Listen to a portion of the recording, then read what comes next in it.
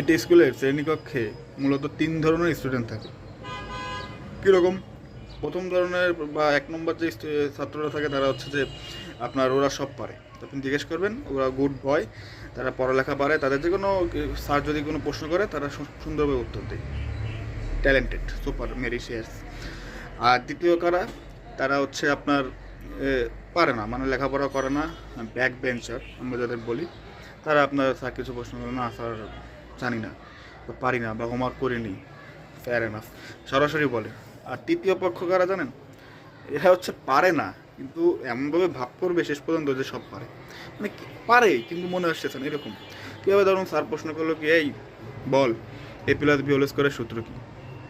এবার উঠে দাঁড়াবে, দাঁড়িয়ে এ প্লাস বি হোল স্কোয়ার, ও তো সহজ, এ স্কোয়ার এ স্কোয়ার এ স্কোয়ার